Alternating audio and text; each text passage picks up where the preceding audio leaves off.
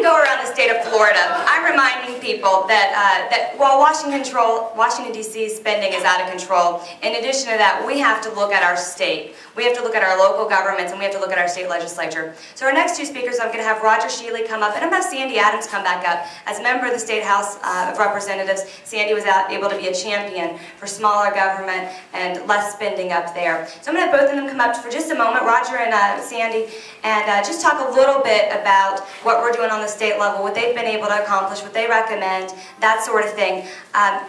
Going beyond November, looking beyond November, a lot of people say, what's next? And what's next is joining Americans for Prosperity and keeping those honest, keeping the ones in D.C. honest, keeping those in Tallahassee honest, and keeping those on the local level honest. One of the first county chapters that we're starting is going to be here in Brevard County. And we're going to look at our local cities and our counties, and beyond November, hold them accountable for what they've promised us as they run for office. So we're just going to give a couple of short minutes to talk about spending and their ideas and their views. Come on up, Roger, first. All right.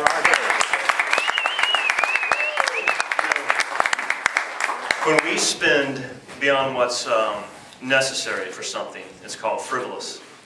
When you spend beyond your means, it's foolish. When you spend beyond your means, it's revolting.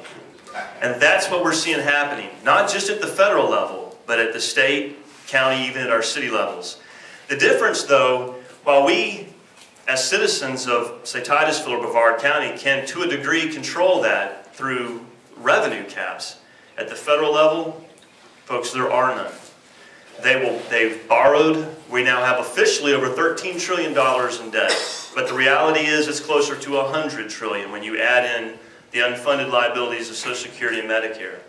And when you try to grasp that, I mean, I have asked some of you before, what number, Richard, what number comes after a trillion? We need to know. What is it? Quadrillion. A quadrillion. I mean, we better learn it now, right? Because that's going to be the next number. We're a tenth of the way there. The key is controlling spending. And it's going to require us to elect the kind of people that have the backbone to say no. And you know, there's what we've witnessed happening recently is a lot of corporatism, where you see a lot of regulations and a lot of so-called conservatives or Republicans saying, well, we're going to pass this particular type of legislation. But in essence, all we're doing is we're handing it off to benefit another. And for example, and many of you heard me talk about this, in Florida, they recently passed a law requiring septic tanks to be inspected. Look, we all live, most of us around here live in rural Florida. That's going to be very expensive. And you say, well, why? Why would they do such a thing? Because I can tell you it's not environmental issues. It's more for creating another industry and for protecting the kind of interest, you know, that contribute. So we've got to elect those that have a backbone and a spine who are willing to say no. Because the debt that we're amassing is that it will choke our children and those who come behind us. I'm going to leave you with this. This is from from our preamble to our Constitution. It says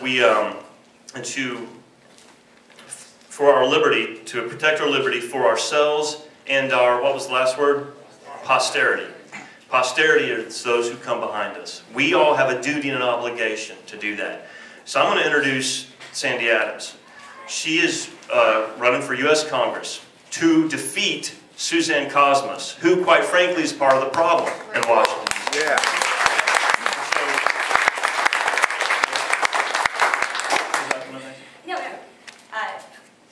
No, go ahead. I'm going to go ahead and introduce Sandy. Okay. No, you're fine. Thank you. We really appreciate it. You know, I get out to events like this all the time, and I meet Floridians all over the state.